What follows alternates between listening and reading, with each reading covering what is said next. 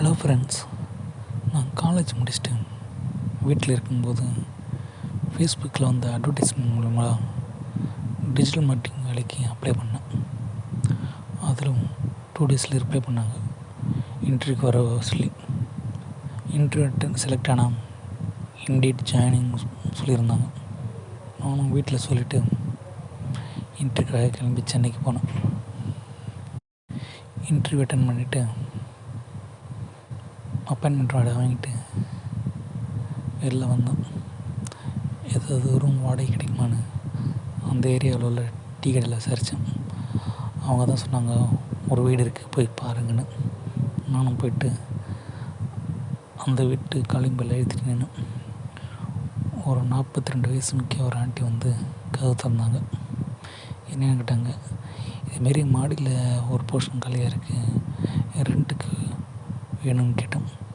அவங்களும் என்னை கூப்பிட்டு போய் ரூமுக்கு அமிச்சாங்க.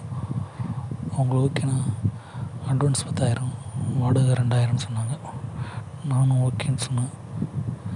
அட்வான்ஸை கொடுத்துட்டு ரூமில் தங்கிக்கிட்டேன். ரூம்லேயே ஒரு சின்ன மெத்தை கிடந்தது. பாத்ரூம் வெளில தனியாக இருந்தது. ரொம்ப டயர்டாக இருந்ததுனால அப்படி படுத்து தூங்கிட்டேன். கதவு தட்டுற சத்தம் கிட்ட தான் ஏஞ்சி பார்த்தேன். ஹவுஸ் ஓனர் நின்றுட்டு இருந்தாங்க. என்னன்னு கேட்டேன். உங்கள் மொபைல் நம்பர் கொடுங்க என்கிட்ட இல்லைன்னு சொல்லி என் மொபைல் நம்பர் வாங்கிக்கிட்டாங்க. அப்புறம் உங்களுக்கு சாப்பாடெலாம் எப்படின்னு கேட்டேன். கடையில் சாப்பாடுலாம் சமைச்சு சாப்பிடுங்கன்னு சொன்னேன். அதுக்கு மந்த்லி 1000 பே பண்ணிடுங்க, நானே சமைச்சு கொடுத்துருன்னு சொன்னாங்க. நானும் சரின்னு சொன்னேன்.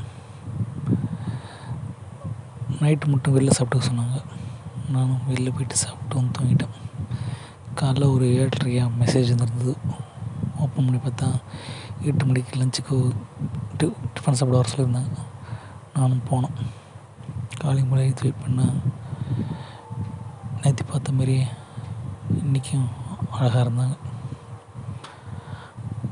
அடுத்த நாள் கால் எழுந்திரிக்கும்போது அவங்க மாடியில் யோகாசனம் பண்ணிகிட்டு இருந்தாங்க. டைட்டாக டிஷர்ட்டும் ட்ராக்கும் போட்டிருந்தாங்க.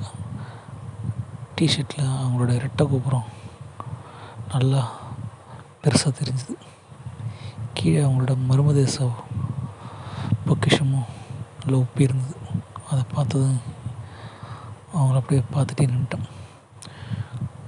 நான் பார்த்துட்டு இருந்ததை பார்த்து என்னை பார்த்து முடிச்சாச்சான்னு கேட்டாங்க. என்னன்னு கேட்டேன்.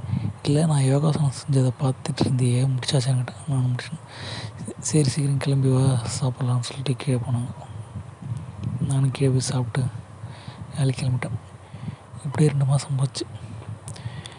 முன்னாடிலாம் என்கிட்ட 2 அடி டிஸ்டன்ஸில் நின்று பேசிகிட்டு இருந்தாங்க. இப்போலாம் என்னை தொட்டு பேச ஆரம்பித்தாங்க. ஒரு நைட்டு தூங்கிட்டு இருக்கும்போது நைட்டு 12 மணி இருக்கும். வந்து கதவு தட்டின சத்தம் கட்டுது. ஓப்பன் பண்ணி பார்த்தா ஹவுஸ் ஓனர் கையில் கேக் கூட நின்றுருந்தாங்க. என்னன்னு கேட்டேன். இன்றைக்கி உனக்கு பிறந்த நாள் தானே? அம்மான்னு சொன்னேன். கேக்கை வெட்டி அப்படியே செலிப்ரேட் பண்ணணும். அப்போ தான் பிறந்தநாளுக்கு எதுவும் கிஃப்ட்லாம் கேட்க மாட்டியா அப்படின்னு கேட்டாங்க. நான் அப்படியே சைலண்டாக இருந்தேன். நீ கேட்க மாட்டேன்னு எனக்கு தெரியும், அதான் நானே உனக்கு கிஃப்ட் பேக் பண்ணி எடுத்துருக்கேன்னு சொல்லி அவங்க மேலே போட்டிருந்த ஓவர் கோட்டை கைட்டினாங்க. அப்போ தான் தெரிஞ்சுது அவங்களே எனக்கு கிஃப்ட்டை தரேன்னு. அப்படியே அவங்க கிட்ட வந்து என் உதட்டு வச்சு கிஸ் பண்ணாங்க. எனக்கு அது நல்லா இருந்தது. நானும் அவங்க மேலே கையை வச்சு அவங்க ரெட்டை கோபுர கலசத்தையும் பொக்கிஷத்தையும் தொட்டு தடவி ரசித்து அப்படியே சந்தோஷமாக இருக்க ஆரம்பித்தோம். Okay friends, thank you.